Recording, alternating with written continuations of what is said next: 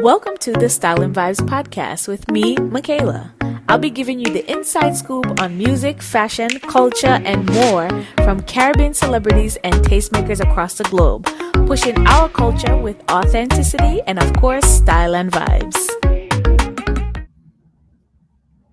Hello, everyone, and welcome back to another edition of the Style and Vibes podcast.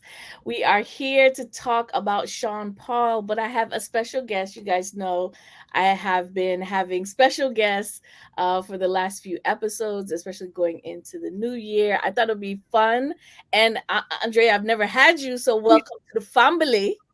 Thank you. I appreciate it. So we've been talking behind the scenes.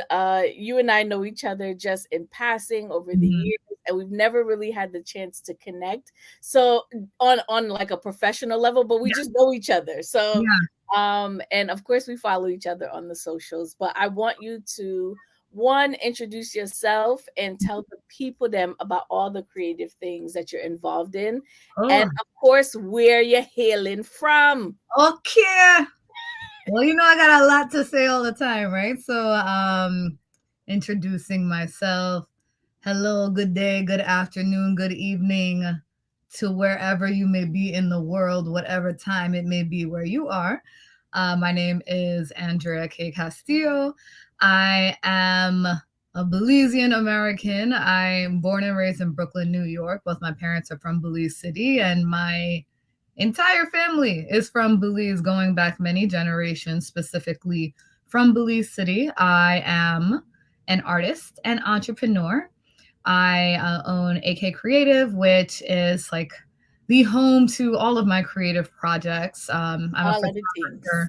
A lot of things. So I'm a writer and photographer mainly, but also a radio host. I have a show entitled Take a Trip that is now on a new platform from Amazon Music called AMP. So, easy, free download of the app. You could check me out. I'm there every Tuesdays and Thursday in the afternoon. I also am the founder of Cask Rum Beverages, which is a bottled rum cocktail company based here in Brooklyn. On hold for the most part right now because it's very expensive. So we're going to restructure that, see what's going on, but still selling my merch. And I'm also one of the co-founders of Double Barrel Rum Club, which is a rum social club based also in New York City. We do different meetups once a month at different locations. And we chat rum. We partner with different rum companies, have a rep there, do some education, do a tasting, have a full cocktail menu for the evening, and then have vibes, having DJ play. And we've been doing that since 2018. So that's a little bit. I always, like, whenever I do things like this, I know I'm always forgetting something. So if I forget, I'll say it later. Well, that's okay. It'll probably spark as we have continued conversation, especially. But you and I have had significant connections around some of the writing and creatives that we know. You've contributed to Large Up. I did that as well. So I think this is just really an exciting time. And I didn't realize until you had posted on social media that you were attending the Sean Paul anniversary event, and I couldn't go. And to be completely honest, by the time this podcast released, it's past the date of anniversary. But you and I both know, especially being based here in the diaspora, how important this album was at that time.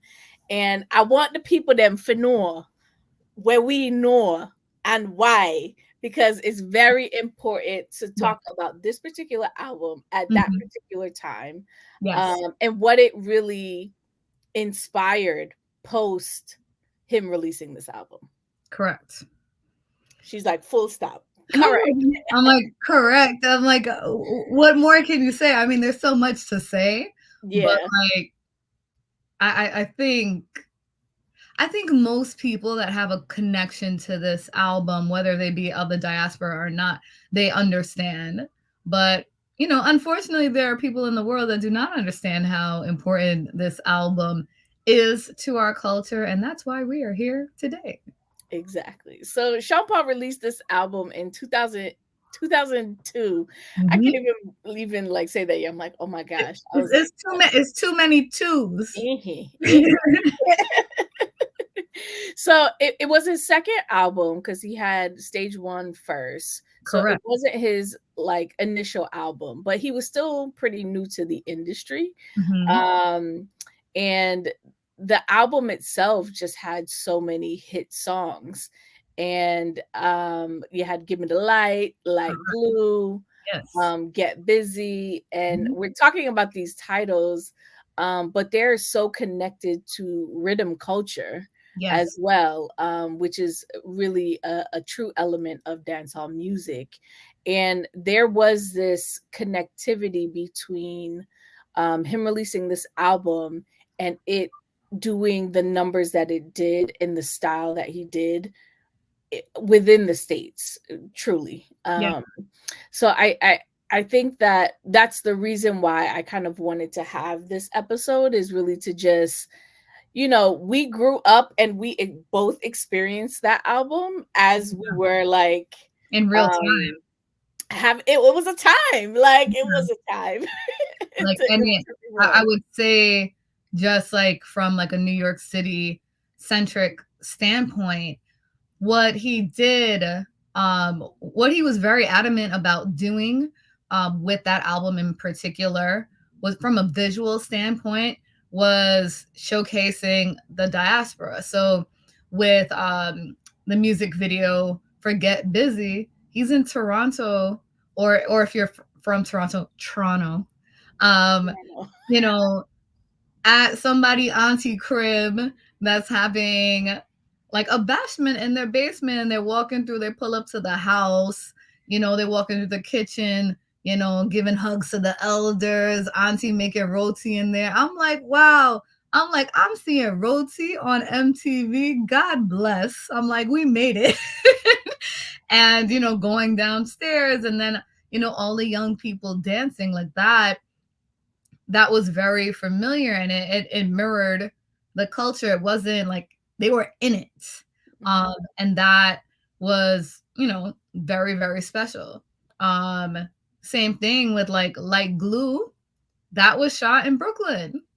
That was shot in Brooklyn, like in what, at the Elite Arc, like in kind of like the parking lot, like in East New York.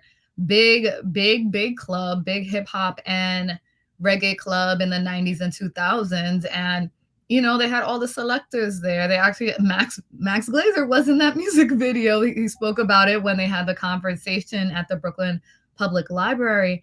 And, they're walking in, you see all these flags. And for me, as a Belizean, I always got to look real hard for my flag. And I was like, oh shit. I'm like, we there, we live. I'm like, we made it. We in the Sean Paul. We're in the place. We're in the place. And it's in Brooklyn. That's home. So I'm like, yes. I'm like, we got another one. We got another one. So what were some of your memories and connections to this album specifically? Oh man. Aside from the videos and loving the videos so much, like I'm one of those people that, I grew up with older brothers watching music videos since I was literally 2 years old. So I have this very visual memory tied to music. So the videos were like, top of the top. Or, I think they were all directed by, formerly known as Little X, now known as Director X from Toronto. And I love those. But, it was just it came 2002. That was my second year, my sophomore year of high school, sophomore going into junior year. We were going to like high school dances. Like I went to all girls Catholic school. So the dances we would go to would be hosted by the all boys school. But that's the place all, everyone meet up, you put your little outfit on. Like I would get like my hair cornrowed. My friends wouldn't want to braid my hair, but I'm like, I want to look cool, because that was like that same time, like of Sean Paul's album coming out. Like Alicia Keys' like debut came out around the same time. So it was like a bunch of light skinned people having their hair braided. And I'm like, And yo, he had braids too. he had the braids. So I was like, yo, let me get my cornrows on. Let me be down, right? And it was such a moment to like come together, like plan our outfits, like our group of friends plan our outfits, have our little bandana and our braids and our whatever, and be like learn the dances and just be ready to go when the song comes on at the party. Like that was definitely, that was a huge part of it. Mhm. That was a huge part of it. Like being, born and raised in Brooklyn, like where I'm from, we wouldn't drive around much. Like there'd be like one friend out of like 20 friends that actually had a car. So it wasn't like the driving around listening to the music in the car per se, but like we'd have our little our disc mans. We would buy CDs. We would buy CDs and we play it and like, kind of like juggle back and forth like after school, because we really didn't do that much during like being in the school building, maybe during lunchtime, but it just felt so good. Yeah, yeah. I think similarly, I kind of came up in like that so I was part of a dance crew in from like middle school to high school, Oh, and let's we hear would do like a lot of talent shows, it. and they always wanted to do a reggae dancehall segment, Of and course, it's kind of also like how we party too. There was always a dancehall segment, always. and but it wasn't like a whole set. It was kind of like just a A, small, and they usually play the same a, popular things over and over. So it's not until cool like I went to 15 minutes, yes. Yeah, so it wasn't really until I went so at that time, through high school, I would like watch the Pasa Pasa DVDs, learn the Hmm. dances, and then teach everyone else. And my friends didn't have that experience, so they weren't able to really connect. They Yeah, just knew like, all right, I know you know the latest dance, so let's just incorporate that that's right. Yeah. into the routines. But like you said, once the visuals for all of his videos really came out, I remember everybody wanted to dance like Ponytail. Everybody What? wanted to do the little dances in the video from Just Give Me the Light, and it Yeah. just really took off. So Tanisha Scott, who was the choreographer for most, Big up, yes, Tanisha. yes, big up Tanisha. Like So we need a whole and now segment she for does her. stuff for like Drake and Cardi B, and she infuses a lot of different elements of Caribbean dance style into her work.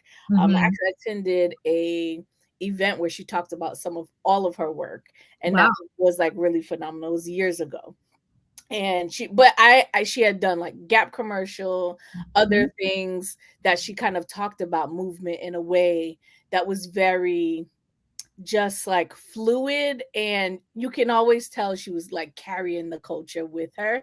Yes. And that movement really inspired so many other, I think people really looked at Caribbean dance styles as like legitimate moves that they needed to know. Like, Yeah. before that you have like the Running Man, the Harlem Shake, and at the same Mhm. time the Harlem Shake is like a thing. But Yeah, that it was was the more first like time that I crossing. felt like there was a crossover Yeah. in the dance world of wanting to identify with this style. Yes. And going into like my freshman year of school, I wanted to do an internship for every year. So I wanted to be in the record business. And I happened to Oh, you find have the a same life because I interned everywhere, and yeah, that's what I actually have my degree in is music industry. yeah. Oh, Yes. that's cool. I didn't know that. I didn't know Yes. that. So I got a internship. I wasn't supposed to because I wasn't supposed to get an internship because I couldn't get any credit for it.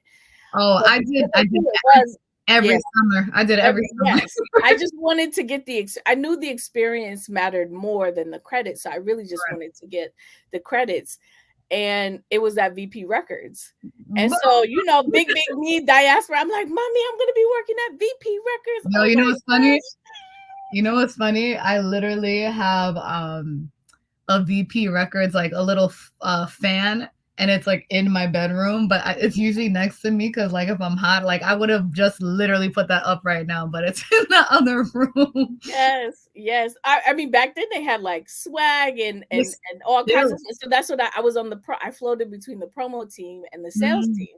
okay. I was one of the only girls there, and I'm like going to Mhm. parties, putting up posters, In it. like handing out CDs to like I would like go to Tower Records in the city and Oh my God. HMV, and then go to Ernie B's and all these other places to kind of Yeah. like help them with like merchandising and stuff like that, all for free. And at this time, this is when um the album had just released, and then Mhm. he had signed with Atlantic, and Correct. everybody in the entire building was going to this release party that I Wait, couldn't go to because I was under 21. yo, doesn't that? I was like, "Oh my gosh." But like the whole office went. They had Mhm. such a good time. And then of course I'm coming back the next day to get like the detail. Everybody's rolling in late. and Of they wanted to course. get the details. But I mean it was such an exciting time, even just to be there and experience all of the excitement around the album release, Mhm. the deal with Atlantic, and just really observing. And like you said, the videos, I think, now we watch videos in like small formats, but Yeah. video shows were such a big deal. Yo, And shout out to video one. budgets was such a big deal. Yeah, they had millions for those videos back in the day. And like shout out to 106 in Park and TRL for doing the thing. Like I love that stuff so much. And I actually wanted to touch a bit more on Tanisha Scott because she's like so pivotal to all of this. So the week that like they're doing all of like the 20th anniversary stuff for Dutty Rock, when they had, so it was 1 week on the Wednesday, here in New York City, Sean Paul had a concert at Webster Hall. Mhm. And so Webster Hall was Wednesday. Brooklyn Public Library interview with Max Glazer was on Friday. So I was like, I was in. I'm like, yeah. So went to the show. Show was incredible, of course, and he like went through. I thought it was just. I thought he was gonna do like the whole album, but I'm like, that's a pretty long album. I'm like, how's he gonna do that? So he did like more of the hits and covered like his entire career in Mhm. music. So I'm like, oh, this is cool. So then you look at the screen, you see the screen behind him, and you see the visuals from I'm Still in Love with You. Right? I'm like, oh shit. I'm like, what's gonna happen? Right? And he has his dancers and they're incredible. Like he has 4 dancers. So you see the visuals and he's like going, he's singing. And then you look to the side and who comes out? Tanisha Scott.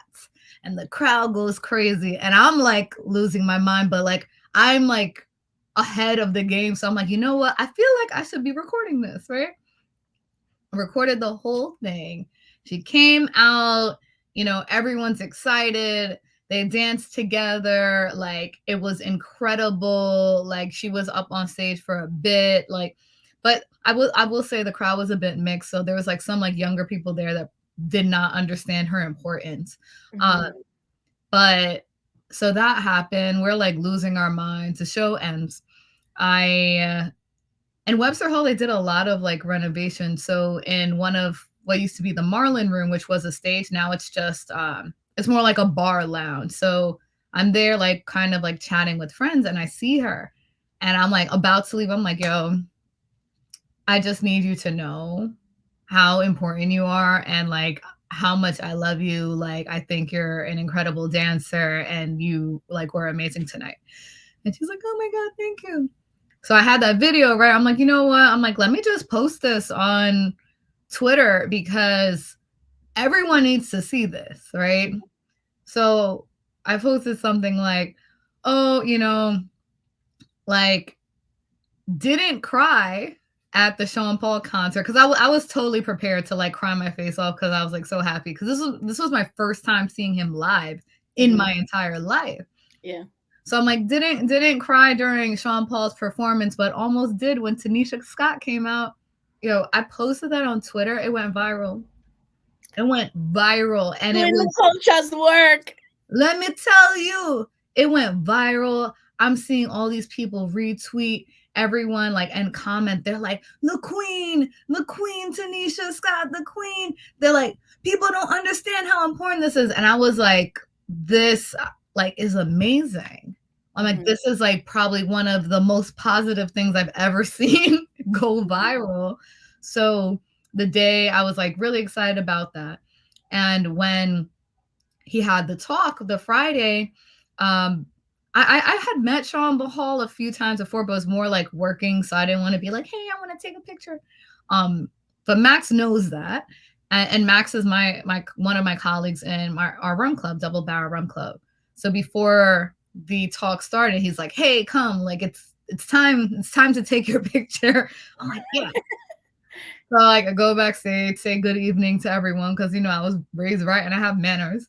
And I told them like about the tweet and like how amazing the show was. I'm like, yo, I really want you to like tell Tanisha Scott that everyone loves her so much. Like there was such like a positive response for that. He's like, oh, that's great. He's like, thank you so much. And it was just like a cool, like full circle moment. But they really bigged her up during that chat as well. And I was really happy to be present to experience all that. Yeah, for sure. I think like Tanisha Scott is on my list of people, right? Because I think, I said, to your point, people don't know how influential she truly is, especially at that time. And like I said, being and experiencing that and then seeing this Black woman highlight other Black women, like she really pulled it together. And she continued to do that over the years. I think from then, I don't even know what she was doing up until that point, but that really kind of her trajectory. Well, I do have some background on that because they were chatting about it. Okay. She she was dancing the whole time, but she was more so like dancing like in the local clubs in Toronto, and it was Little X at the time that kind of discovered her, and he's like, yo, like you should come be a part of this Sean Paul music video. And I think I'm not sure if it was it like, no, it wasn't like Lou, it was, wait, give me a song, wait, Give Me the Light. It was Gimme the Light. Yeah. And they're talking about how, well, Sean Paul during the talk, he was talking about how, Little X was there and like Tanisha was next to him, like going like this, like having like notes. And he's like, why don't you just tell Sean? So she was like very instrumental, like about, just overall creative direction and movement and how things should look and feel. And, she's still like one of Sean Paul's like best friends and still very much involved in the movement for him. And, as you mentioned, like so many other artists, just not just from a dance and choreography standpoint, but an overall creative direction standpoint, which I think is amazing. Absolutely. So what do you think in terms of this album? What do you think the impact on dancehall music and the industry? What does this album mean to the impact? Overall impact, I mean, I feel like it really opened so many doors. Like prior to Sean Paul, in regards to commercial success from a reggae or dancehall artist, like prior to Sean Paul, it was Shaggy. It was Shaggy, and with Shaggy's career, like I would never say that Shaggy's a one-hit wonder, but I feel like at that time, his impact was not as strong as Sean Paul, because the thing with Sean Paul, the way that they were going around, they were doing a lot of hip hop radio as well. So they were playing, more reggae and dancehall via Sean Paul's album on Hot 97 and stations like that than they had really ever before, because generally like reggae was, set aside for Sunday, like Fire Sundays, like with like Bobby Condors and Jabba, who were also at that concert. they like opened for Sean Paul. So I feel like it was a moment in time where you could not you could not escape his album, but because of like the popular rhythms that he was a part of, that were a part of that album, you were hearing a lot of the other artists that had songs on those rhythms as well. And I mean, I wasn't in the club like that when I was 15. But from what I would hear, like the club mixes, like say more so the club mixes that they would play on the radio, it would have so much more dancehall, so much more Sean Paul in them than previously. And it's I hate to say like it made dancehall more mainstream, but like it just gave the genre as a whole like such a wider audience. Mm-hmm. Like even now, like currently at this point, because of that, like right now, like Sean Paul's career is like probably like the biggest it's ever been because he's grown so much international following that he be touring everywhere and all them shows are sold out. Yeah. But it really started like for real with this album. Of course, with stage one, we had Infiltrate, and that was a big, big tune, but that was more so like in commercial success, that was more so like an underground hit that like, you know, the real like hip hop heads and reggae dancehall heads like always had, you know, in tow, because like, you know, that's what you playing at that bash, man. That's what you playing in the basement somewhere in Flatbush. Mm-hmm. Mm-hmm. But I feel like this album just brought everything, the genre, to much larger stages, and I Yeah. think it's incredible. Yeah, it definitely had a big impact, especially on the idea of rhythms, Mhm. and like you said, gave exposure to the other artists. What I really enjoyed is, I think you kind of touched on it, was the idea of keeping the sound and the authenticity of the sound throughout the album. He Mm, was clear in his pronunciations, but he was able to keep the authentic, his own authentic voice yes, and patois and rhythms as they are presented and not restructured, if you will. Because if correct. you talk about like um prior to then, you know, who comes to mind? Shaggy, Mhm. Shabarangs, Shabbat. you have, and then you have like spurts of moments, like singles, um, and I think Sean Paul's consistency. So the fact that you have one album that has so many hits and in his own style, it was truly the first time that this crossover with authenticity had really consistently made its way to not just mainstream hip hop audiences, but Mhm. also pop radio, and that still gets played today. And I could, I don't, I'm just gonna say it. Yeah. Without Sean Paul's album, there would be no Bad Bunny success.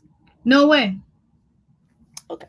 No So way. I think because like I think it really opened the ears and the doors of people to really accept, you know, sounds and that are slightly different, but you like the groove, you like the melody, you know that there's something there. Yeah. And similar to Bad Bunny, you know, he's kept all his Spanish language, he's not changing anything, he does I his actually interviews. I I absolutely love love that. that about him. I'm Yes. like, he's like, Yes. No, he's like, no, y'all get a translator. y'all better hop on that Google Translate real Yes. quick and figure it out. Yes. Yes. I think that that's great. And another thing, in regards to Dutty Rock as an album, and you know, just like how it bridged many gaps and was a bit different than other albums prior. Um, and Sean Paul mentioned this. He's like, yeah, you know, he's like, my album was probably one of the first dancehall albums that featured skits. He had skits on the album. He had a few skits because it's a quite a long album. So Yeah, he it's like 20 tracks it's plus. like 20 tracks. Yeah. So I always have to 20 look skits. back. I'm Yeah. like, how many songs? I'm like, what is my favorite song? So it has all those tracks. It has a lot of, you know, traditional dance hall sound, like the songs that are on the rhythms, but he also worked with other producers that generally didn't work with dancehall artists before, like the Neptunes Mm-hmm. on Bubble, which may be my favorite song. Mm-hmm.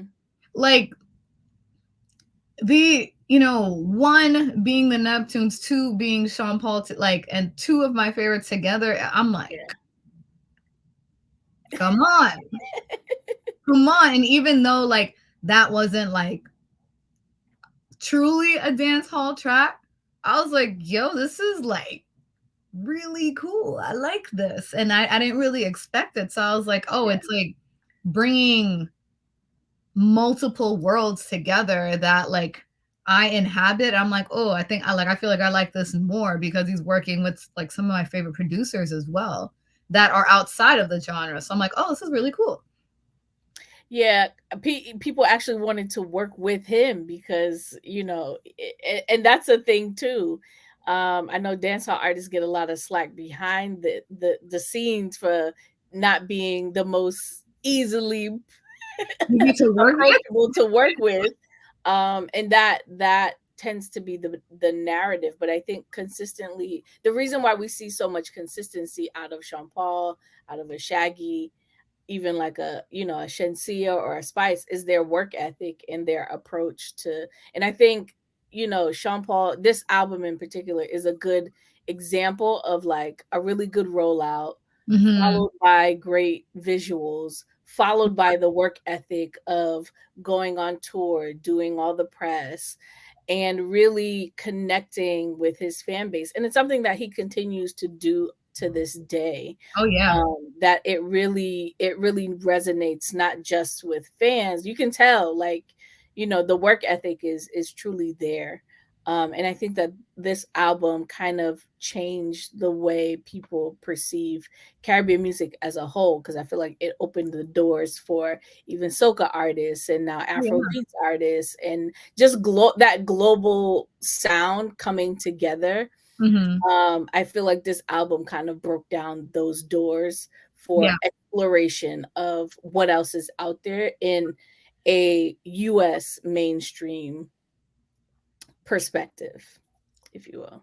I want to throw out another possible controversial take in regards to two artists that I don't think would have been so successful without like a Sean Paul Pryor and the sound. Throw it out there. I probably know. Well, a genre first and two artists within the genre. So Yeah, the genre being Afro beats and the correct. two artists being Burna Boy and Wizkid. Yes.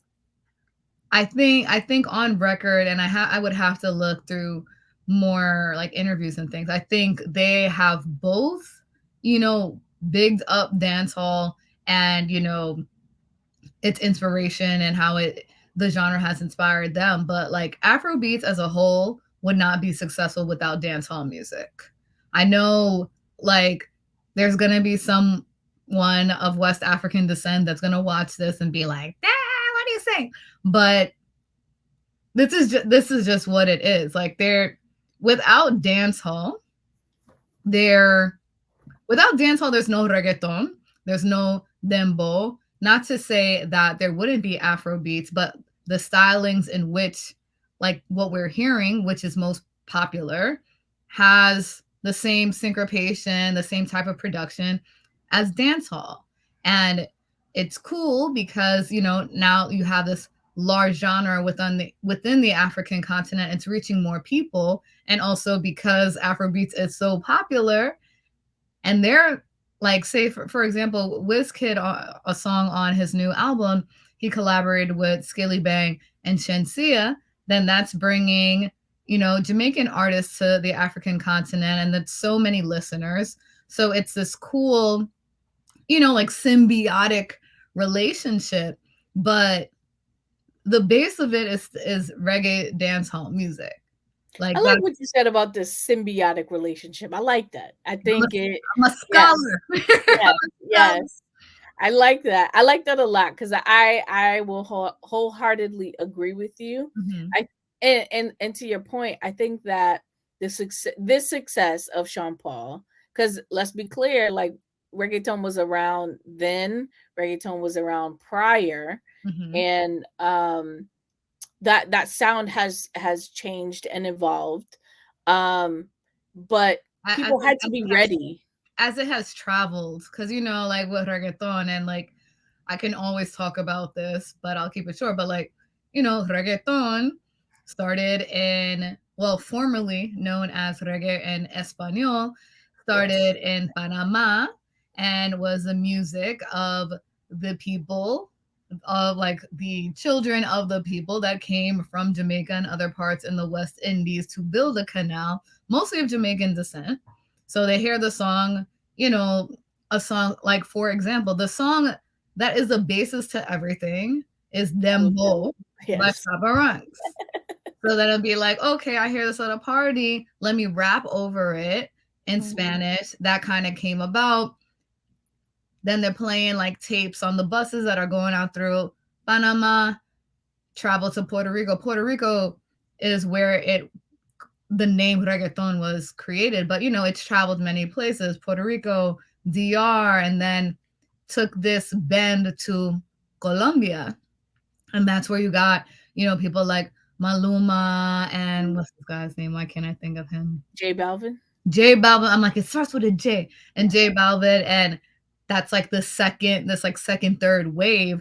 But it's traveled, and because of that, Colombian connection, a lot of the artists from like Puerto Rico specifically, they started doing more music again because they're getting booked when they weren't working like that. Like Nicky Jam specifically, like on record, like he speaks about that in this podcast I listened to on Spotify entitled Loud, which is a really great podcast on the whole history. Yeah. But, it takes that, one group of people that are like, yo, I love this sound. Like, I want to do this. And it travels. So it's all like traveling, but it all has a root. And I'm going to say that the root is dancehall reggae. Yeah. I like to say the motherland is coming back for all of its children. Hello.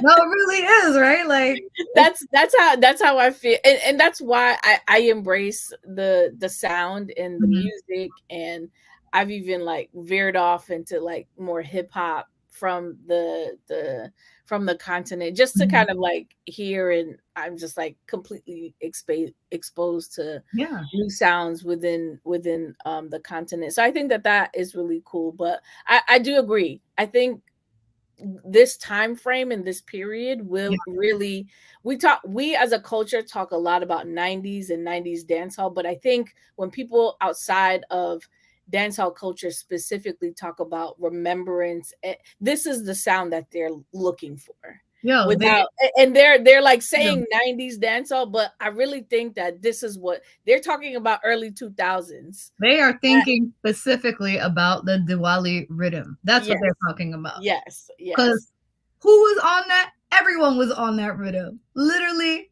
everyone was on that rhythm. And like that, like in itself, like that rhythm could have its own show. Because everyone, like dance hall artists, pop artists, like you had Nina Sky on that.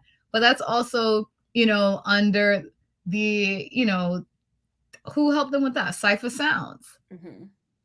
Cypher Sounds.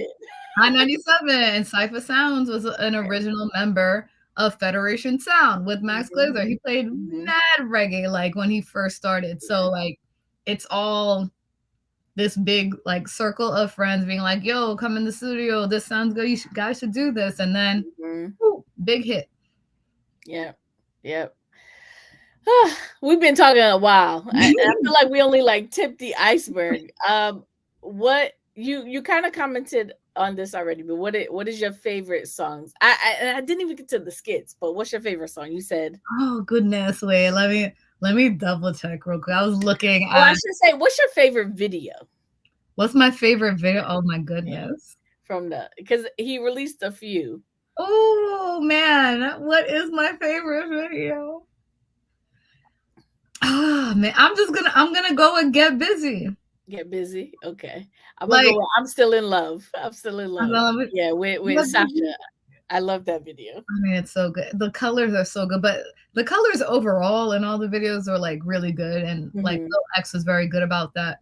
But yeah, I'm gonna say get busy because I love that rhythm so much. And I just love how familiar it felt like. And I Mhm. also love food as much as I love music. So I'm like, we got food in the bit. Let's go. Let's go. And we did. Quintessential bashment gal. Yo, we got food. We got snorkels with the hood. Because We that was real. That's how we went to parties, and yo, you be house wearing parties were a thing. Now you, people don't have them as much, but you house parties were it. yo, you be wearing a North Face with a little outfit underneath just to like run from the bus, the train, the car, wherever to your destination and hope, you wouldn't catch a cold. You probably have something in a water bottle in your pocket Hmm. to keep you warm. Like, yeah, like people had the goose down with the little outfit to go hop in the basement and dance with somebody's son or daughter in a corner.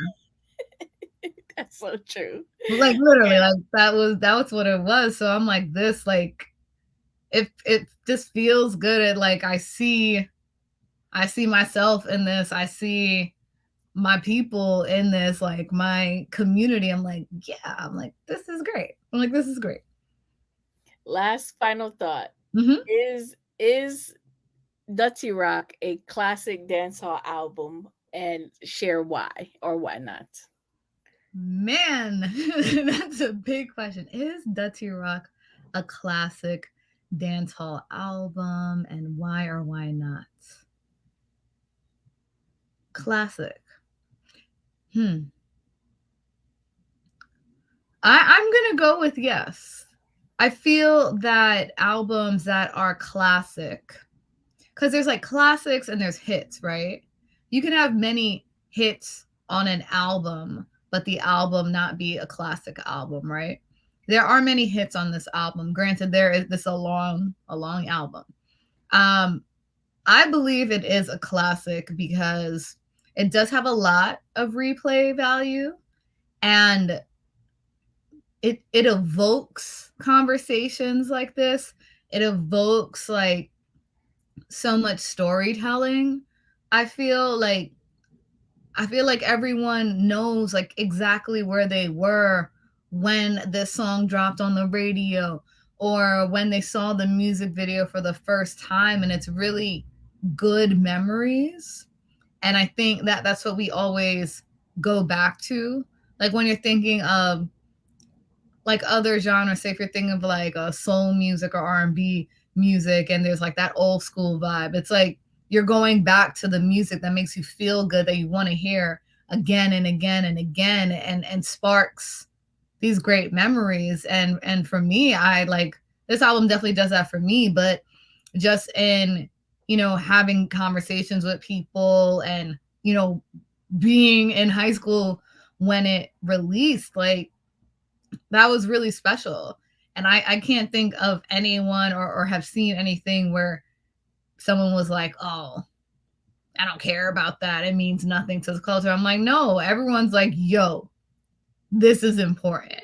Hmm. This, it was I don't want to necessarily say like changing of the guard, but in a way it was. It's like, oh, we can do all these things. We can, have the budgets from the big labels and do, produce things on a level that the pop artists do and still maintain our culture. I think that in itself is huge because a lot of times when dancehall reggae artists signed to a major, they wipe that culture off of them. They're like, yo, let's get this pop hit. And the pop hits that he had were big dancehall tracks. So I'm like, Yeah. that's a huge, huge testament just to what he and his team were able to do. And still you could go through these songs now and it still feel like as fresh as the first time you listen to it. And if that is what constitutes an album being a classic, then I'll say it is that. I will say that it is a classic. Yeah, I agree. I can play it for myself. I can play it for my kids, and they Mhm. still enjoy it. I can still listen to it from beginning to end and not be bored. I still chuckle at the skits, and it's just an album that I feel proud to have a connected history to. But I also feel like it, like you said, it kind of just stands the test of time, and even the next generation is kind of inspired by it, and not they may not know it, but it's just classic for me in that space. And not it has the numbers and the Grammy to prove it, but I just had to throw it out there. But it also is still when people are still proud to hear the songs and be connected to it. So I think that really is what makes it classic. So thank you so much. I really enjoyed this conversation. Me too. Tell the people then where they can find you on the interwebs. All right. So, as maybe a fake branding genius a little early on, I am the same name on all platforms at Andrea K. Castillo on Twitter and Instagram. I do not use TikTok. I don't. I have an account that I just watch other things on, but I don't use it. And also on AMP, I'm at Andrea K. Castillo. Don't forget the K, people.